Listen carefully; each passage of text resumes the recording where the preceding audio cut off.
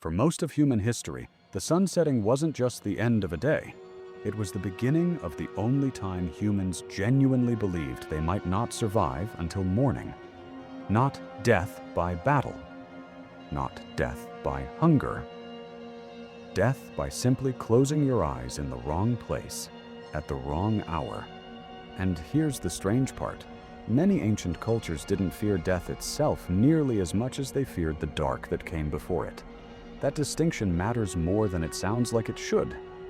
Because fearing death is universal, almost mundane, something every species eventually contends with. But fearing darkness itself, an absence, a lack of light with no inherent danger of its own, that's something different. That's a fear built not around an event, but around uncertainty. And uncertainty, it turns out, may be the most dangerous thing the human brain has ever had to survive. Let's start with the body, not the myth. When light disappears, human vision doesn't gracefully fade into darkness the way we imagine. It collapses. Our eyes, extraordinary in daylight, become almost useless within minutes of true darkness, reduced to blurred shapes, lost depth perception, and colors that vanish entirely. Compare that to a lion, whose night vision is roughly 6 times sharper than ours, or a hyena, capable of tracking prey by scent alone in total blackness. For nearly our entire evolutionary history, nightfall didn't just remove light. It removed our single greatest advantage as a species and handed the advantage directly to the animals that hunted us. This wasn't a minor inconvenience. This was, for early humans, one of the most consistent, recurring threats they ever faced, arriving predictably every single day, without exception. So the fear that formed wasn't irrational. It was precisely calibrated. Neuroscientists studying fear responses have found that darkness itself activates the amygdala, the brain's threat detection center, even in modern humans who face no genuine predators at all. Functional imaging studies show heightened activity in this region during low-light conditions, independent of any actual danger present. In other words, your brain doesn't wait for evidence of a threat in the dark. It assumes one automatically, the way it was built to for hundreds of thousands of years. This is where the story takes its first real turn, because if darkness were only about predators, that fear should have faded as humans built shelters, fire, and protected settlements. It didn't. If anything, it deepened and transformed into something even more complex. Around the world, independently, in cultures with no contact with one another, remarkably similar patterns emerged. The night became populated, not just with real animals, but with spirits, demons, restless dead, and formless things given names specifically so they could be discussed, warned about, and prepared for. Anthropologists studying oral traditions across radically different societies, from Norse folklore to West African storytelling to Aboriginal Australian traditions, have noted the same underlying structure again and again. Darkness wasn't simply empty. It was inhabited by the unknown, given form because formlessness was somehow worse. Why would separate civilizations, with no shared language or contact, arrive at nearly identical psychological solutions? Some researchers argue this points to something deeper than culture, an underlying cognitive tendency that shows up whenever humans face prolonged uncertainty without resolution.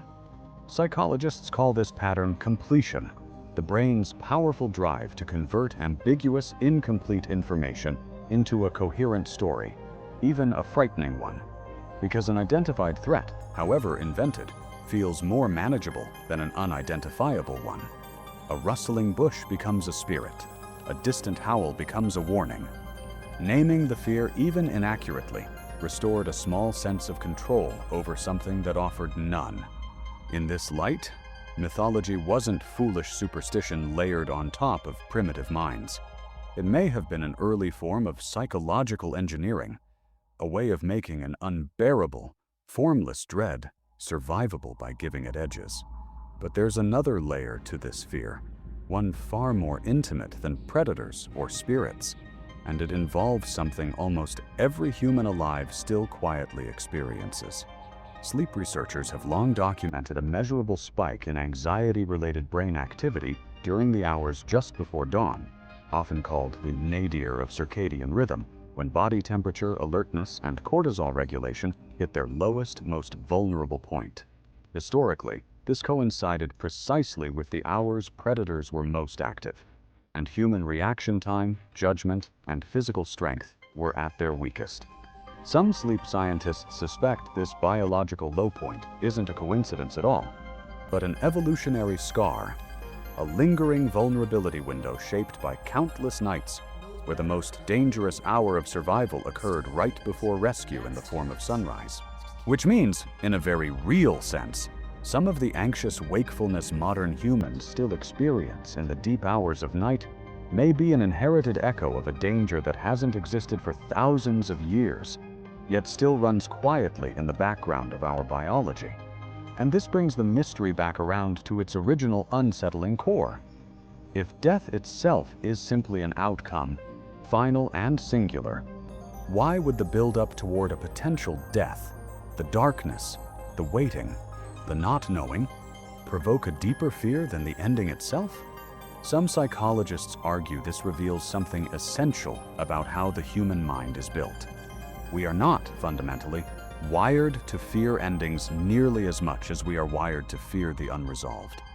Darkness offered no information, no warning sounds clearly identified, no visual confirmation of safety or threat.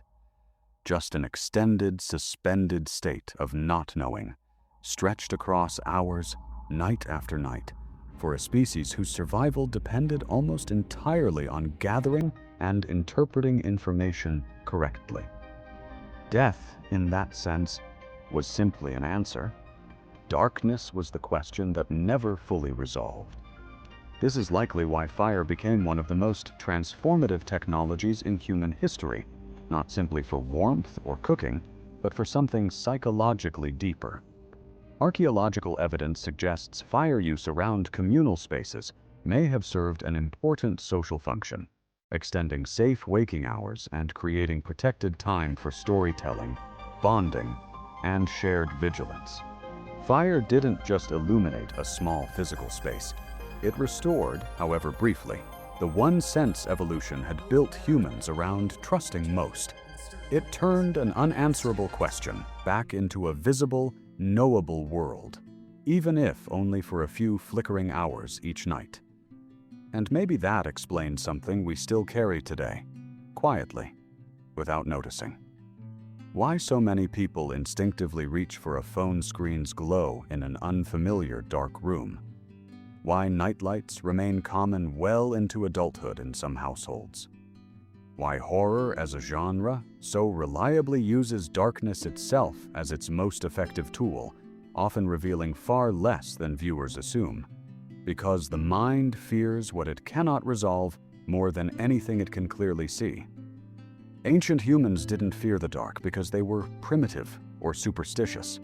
They feared it because, for nearly the entirety of our species' existence, darkness represented the purest, most sustained form of uncertainty a human being could face, night after night, for generation after generation.